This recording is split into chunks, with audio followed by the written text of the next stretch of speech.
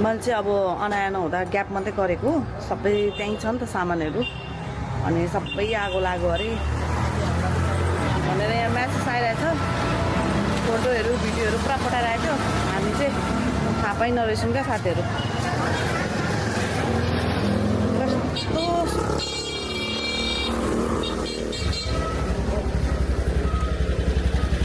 कस्तो गाह्रो भइरहेछ कि